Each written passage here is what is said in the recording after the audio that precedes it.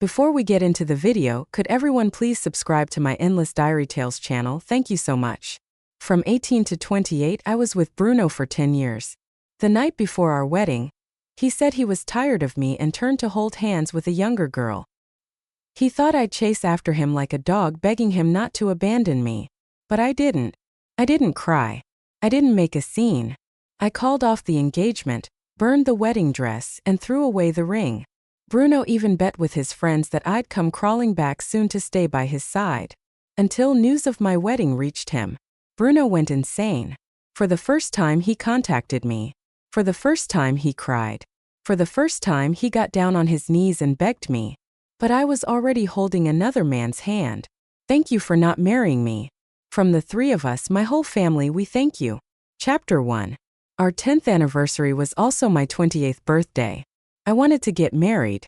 I wanted to walk into the next chapter of life hand in hand with the one I loved. So I took the initiative, custom ordered the engagement ring, prepared the wedding dress. I thought, why can't a woman propose to? I chose this special day full of excitement to surprise him. When I got to the door of the private room, Bruno's mocking, dismissive voice came clearly through the gap. Zoe, that old hag.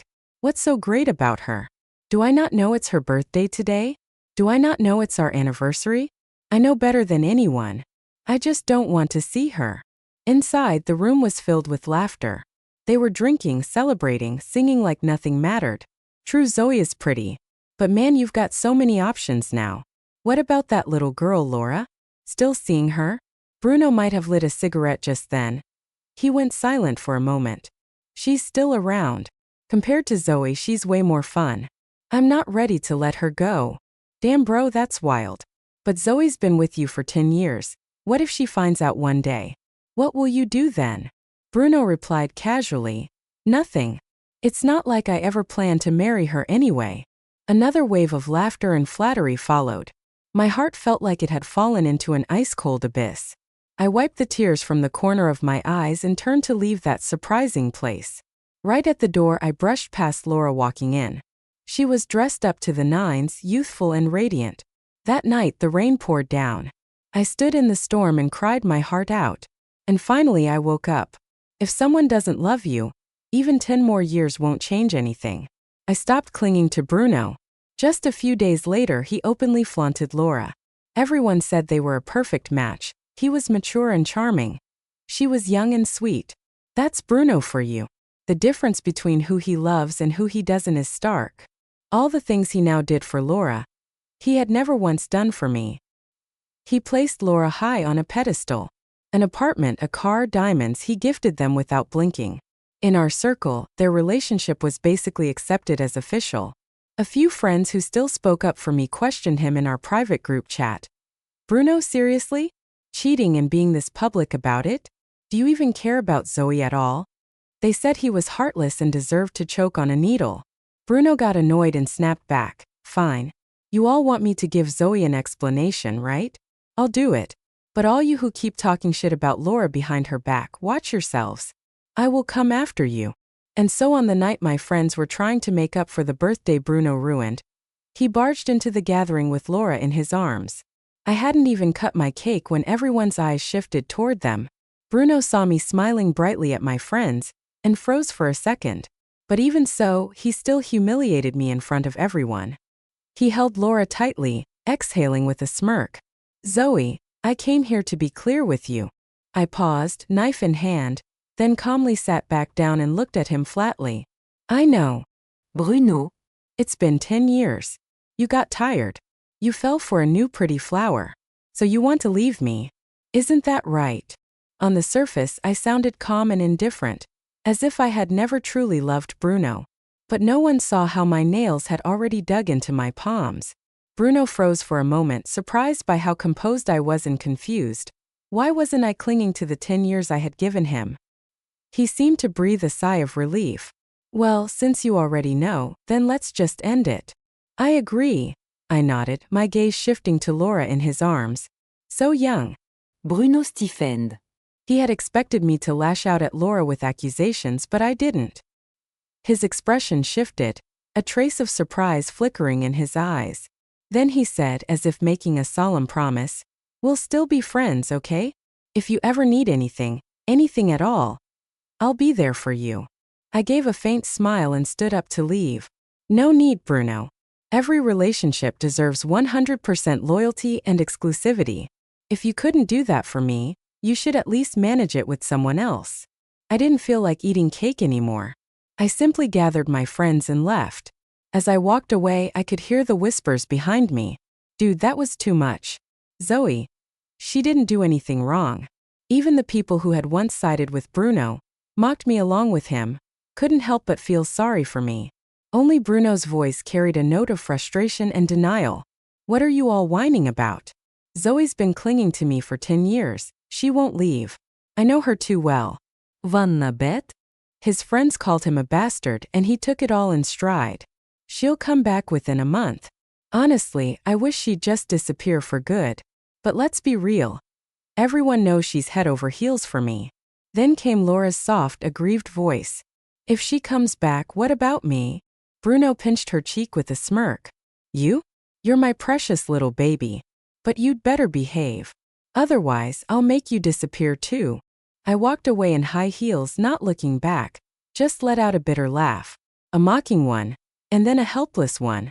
The night before I moved out of Bruno's house, the wedding dress I had designed finally arrived. Back then I had drawn the design myself. It combined all of Bruno's favorite elements, and I had looked forward to it for more than half a year. But now, looking at it, it was hideous. I cut the dress into pieces and burned it along with our photos. The ring? I threw it away. This place belonged to Bruno. God knows how hard it was for me to hold myself back from setting the whole house on fire. I moved into a hotel and gave my professor a call. She thought I was still going to reject the chance to study abroad, and immediately blew up at me. Do you even understand what an opportunity this is? You get to go abroad, improve your skills, boost your career, and you're throwing it all away. Zoe, you've become someone else for the sake of some shitty love story. I stayed silent, listening to her rant while quietly smiling. My face was soaked with tears. Only after she was out of breath did I speak up. Professor, I've already submitted my application to Milan. Stop yelling. My love-struck brain got yelled right out of me. My professor was relieved to hear I finally made the right choice, but that only made her scold me more. If I'd known one good scolding would snap you out of it, I'd have done it ages ago. I agreed to everything she said, coaxing the old lady until she finally calmed down. A few days later, I boarded a plane to Milan. After arriving, I hit it off with another one of my professor's students. We studied design together and joked about our teacher's constant nagging. Time passed quickly. I left everything back home behind. Nothing from there could reach me here. Life abroad was busy and fulfilling, and little by little I was healing. At Christmas, a friend organized a small gathering mostly made up of old Chinese acquaintances. But when I arrived, only a handful of people were there. My friend explained, "This is all I could manage to invite. The big shots are all too busy. We're not anyone special." Naturally, they didn't bother to come. After a few drinks, I was ready to sneak out early. But just then the bell above the door jingled. A tall figure stepped in, Romeo, his shoulders dusted with snow. Everyone in the room lit up. Romeo was a celebrity-level figure in our field.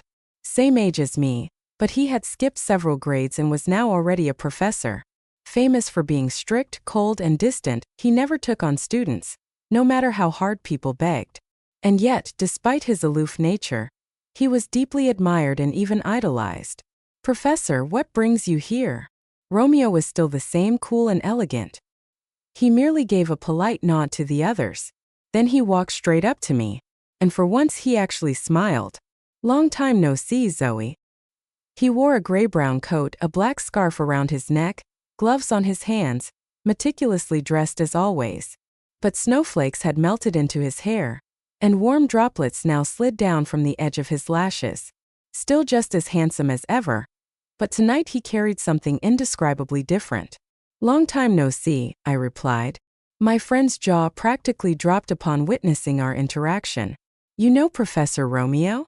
I smiled. "An old acquaintance." An old acquaintance," Romeo echoed with a gentlemanly smile. He looked at me. "Are you leaving already?" I nodded, pointing at my slightly flushed cheeks. Yeah, I had a bit too much to drink. I'll walk you home. My friend tugged at my sleeve, giving me a knowing look and an anti-style smirk. I looked at Romeo and nodded. It wasn't until I followed him outside that it suddenly dawned on me. Could Romeo have come tonight just for me? Outside, I noticed he had brought an umbrella. If you brought an umbrella, why are your shoulders and hair still wet? Romeo tilted the umbrella more toward my side. The wind was strong. Holding it properly was hard, it slowed me down. So what if it slowed you down? Romeo paused, turning his deep gaze on me. Zoe, I missed my chance when I was 18. And after that, I waited 10 years. My heart trembled.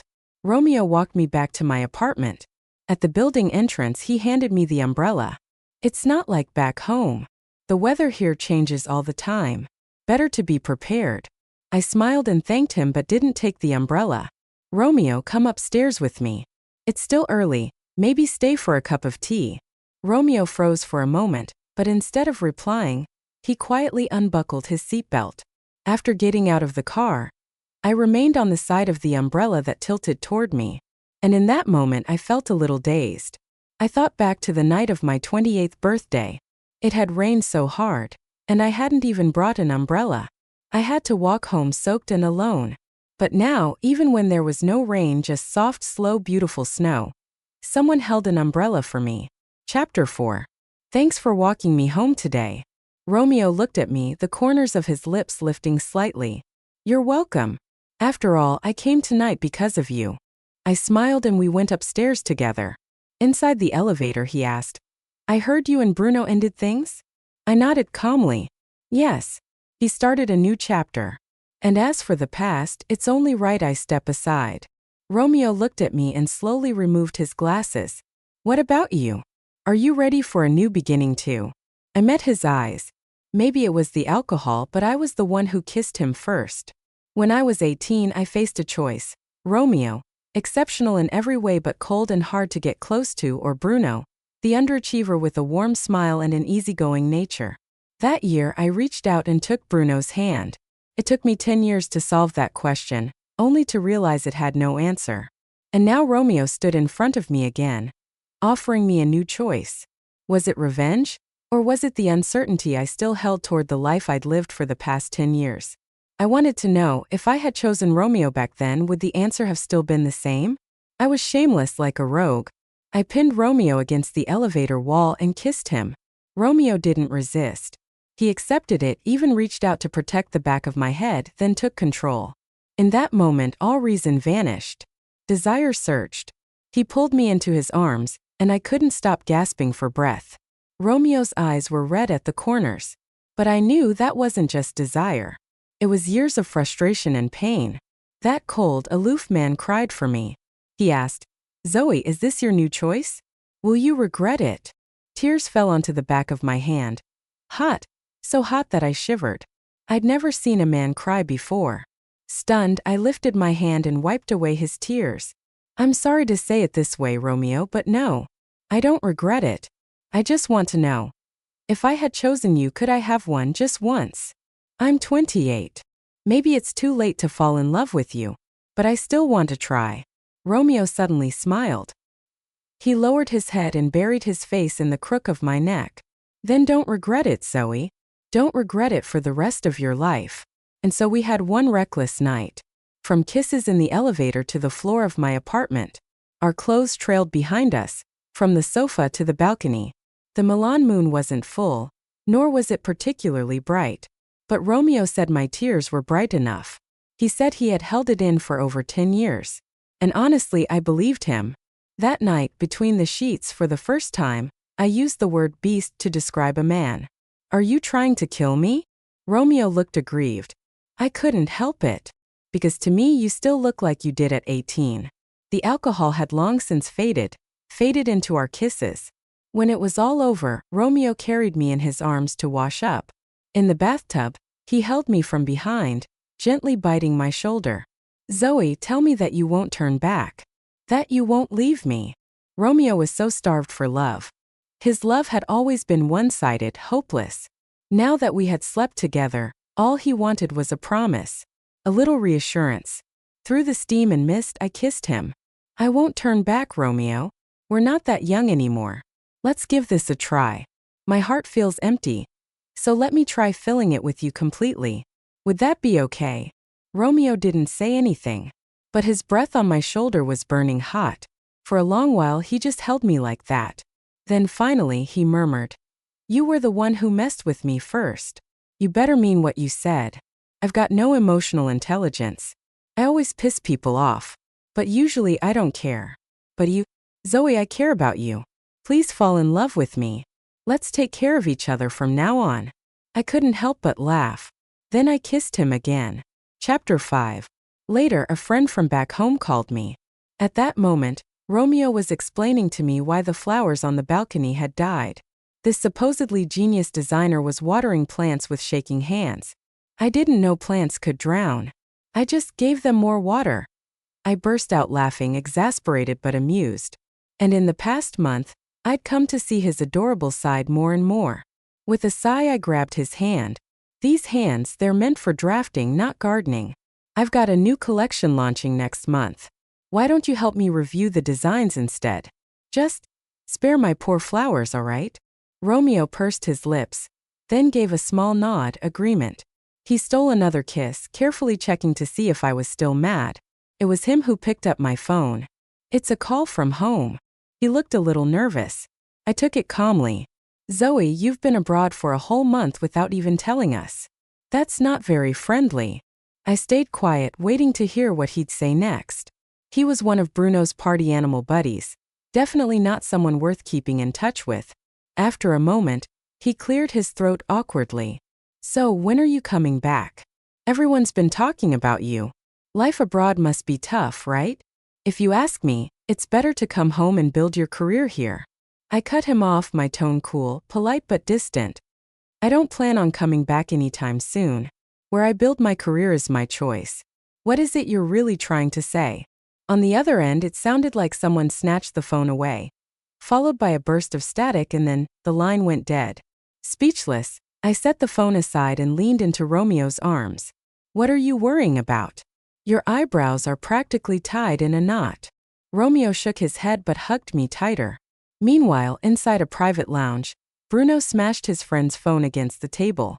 "Dude, Zoe's not even your girlfriend. Why are you breaking my phone?"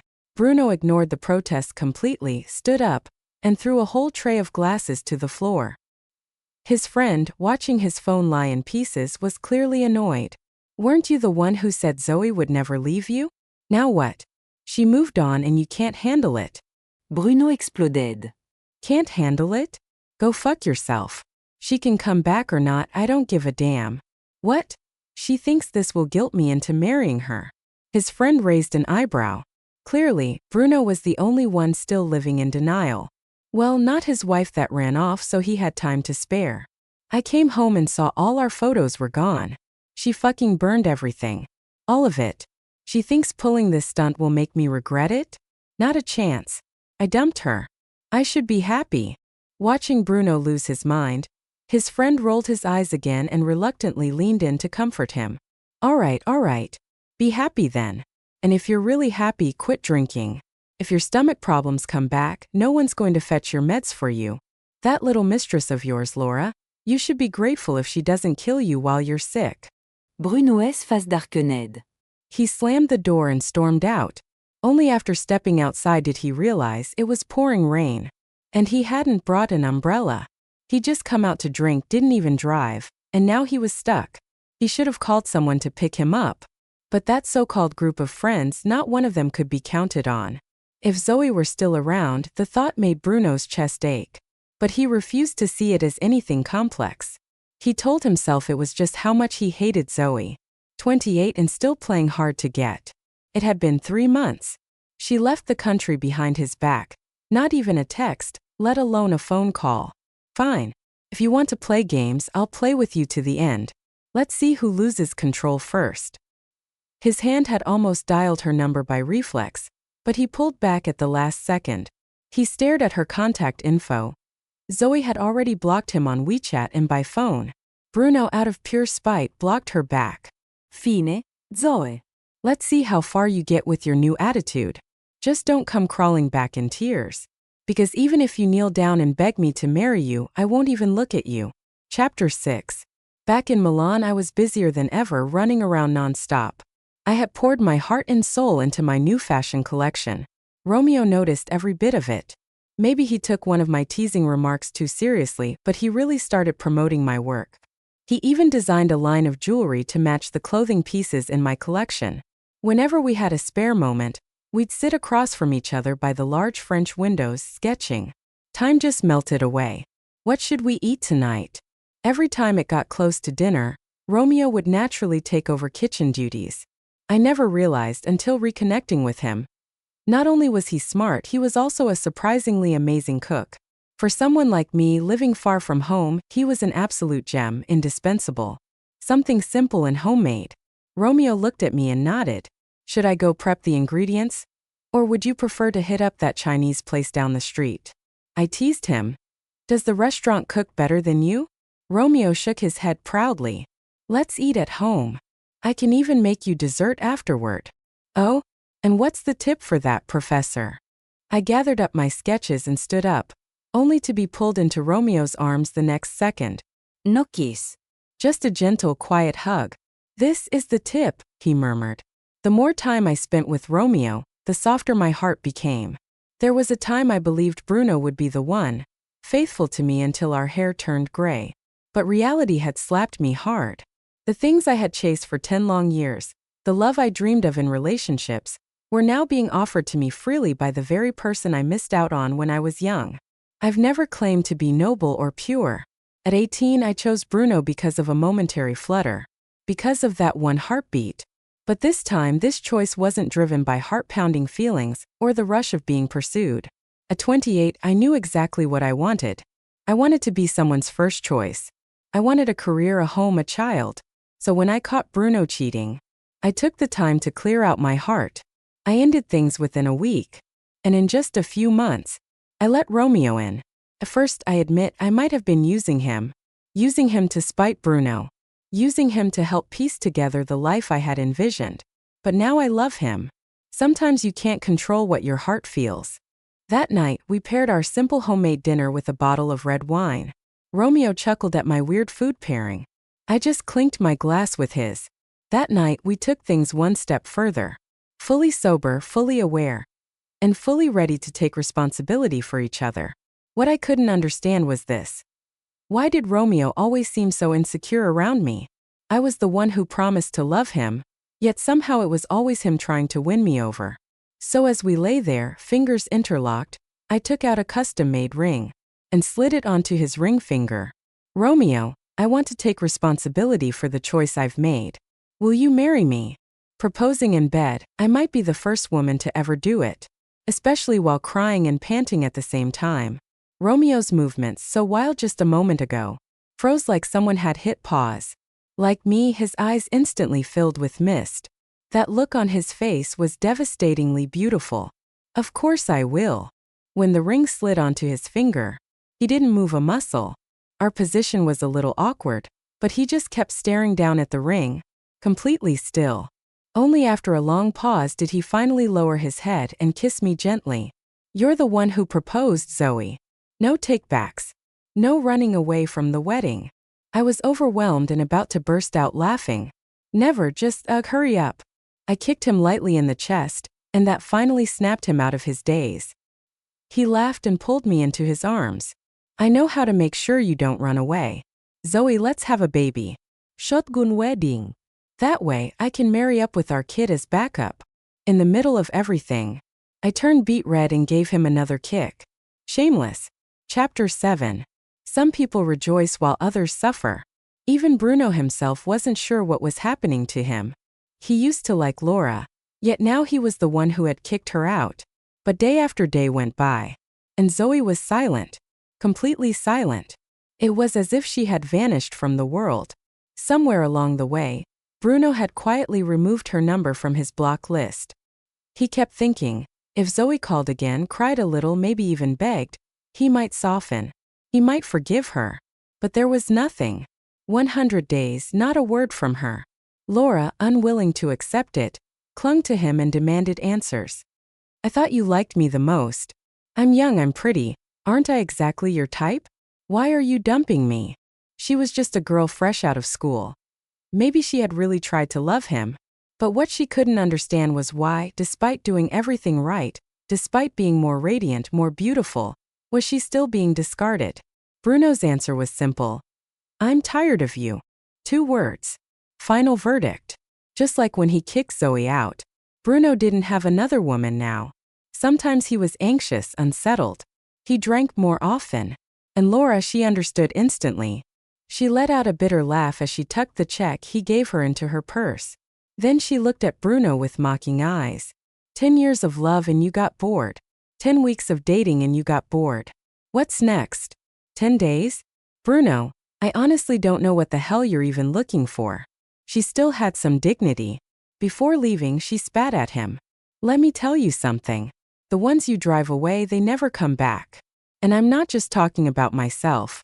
I'm talking about that ex who stood by you for 10 years. The last time I came here to find you, I ran into her. We passed each other in the hallway. That day must have been your anniversary, right? Heard it was also her birthday. She walked away crying, that old woman. Oh, and now I remember, it was pouring that day. She was holding a little ring box when she stepped into the storm. So pathetic. Laura hadn't even finished her sentence when Bruno suddenly grabbed the wine bottle in front of him and smashed it hard on the floor. Glass and liquor exploded everywhere. The broken end slashed a long, deep cut across his forearm. The private room fell dead silent. Blood streamed down his arm frighteningly fast. But no one dared move. Bruno glared at Laura. Get out. Only after she left did his group of so-called friends cautiously approach. What the hell's wrong with you, man? Getting all worked up over some girl and hurting yourself in the process. But Bruno didn't hear a word they said. He pulled out his phone and dialed Zoe's number. Only he seemed to have forgotten she still had him blocked. His already dark expression turned even nastier. He glared at one of his friends. Cursing, he barked. Call Zoe. The guy froze, terrified that his brand new phone might meet the same fate as the last one. What am I even supposed to say to her? She barely knows me. She probably hates us all after what you did. Bruno roarde. Just tell her I'm hurt. Tell her I'm fucking hurt. Ask her if she still cares. Chapter 8. Watching the scene unfold, everyone could tell. Bruno was the first to crack. His friend had no choice. With a deep breath, he finally dialed Zoe's number. This time, the call rang for a long time before someone answered. Zoe's voice came through the speaker, calm and distant. What is it? That same aloof tone like their first breakup. Cold. Detached. Bruno suddenly fell silent. He just stared blankly at the gash on his arm. Blood kept dripping down in steady droplets, forming a small pool on the floor. His friend glanced at Bruno's pitiful state, rolled his eyes, and tried to be charming as he spoke into the phone. Zoe, well? Bruno's not doing so great right now, could you?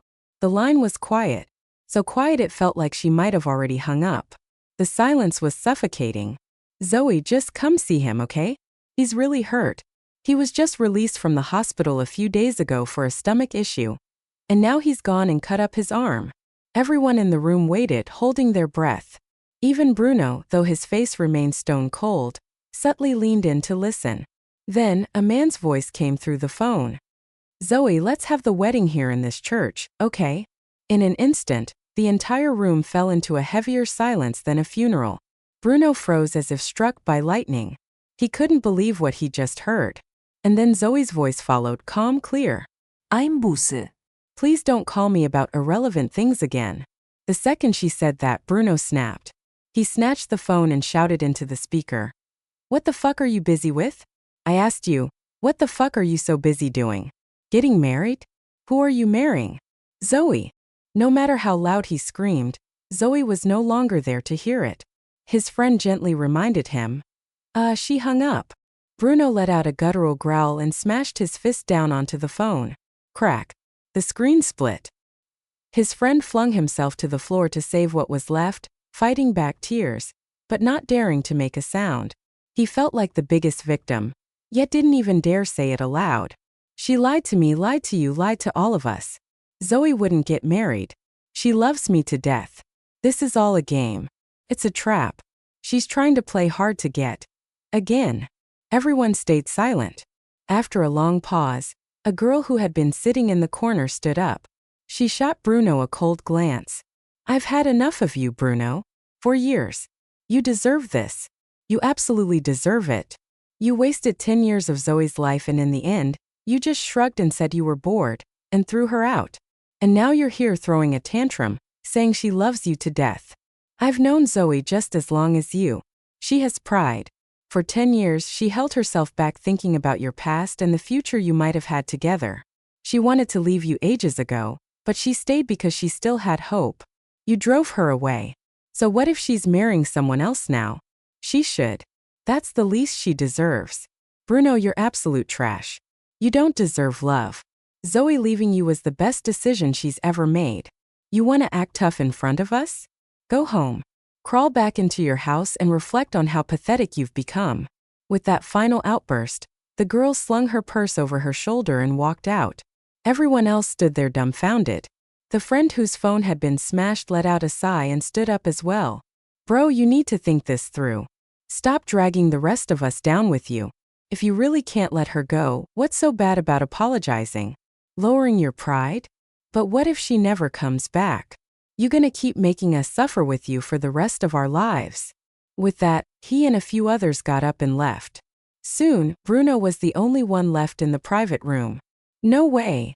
His voice trembled. For the first time he felt the weight of Zoe's departure clearly. And that feeling was fear.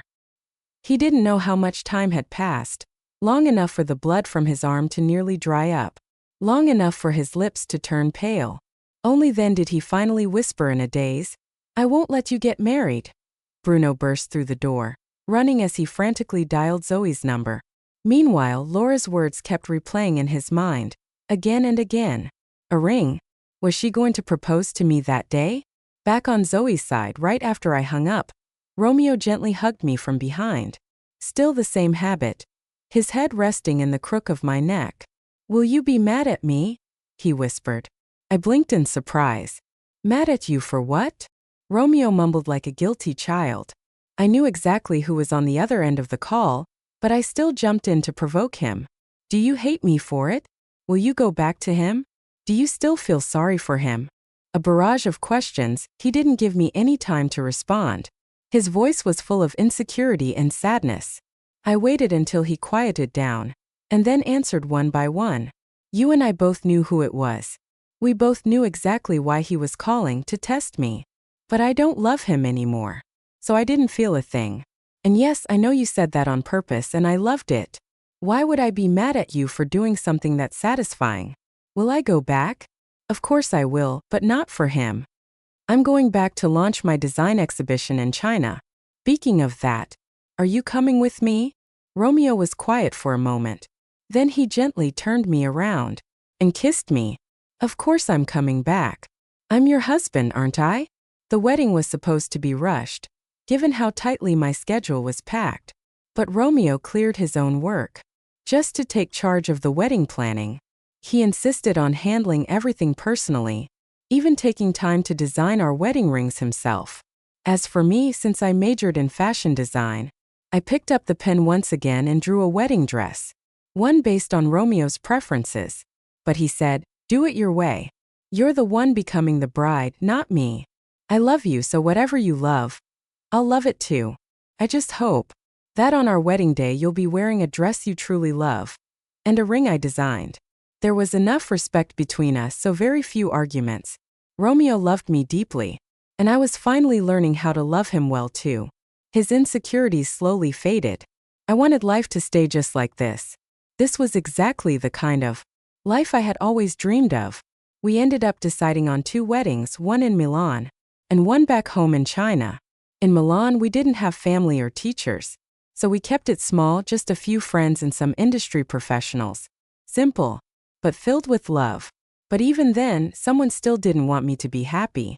Groom, do you take this woman standing before you to be your lawfully wedded wife, to love and cherish her in sickness and in health, for richer or poorer, for as long as you both shall live? Ido.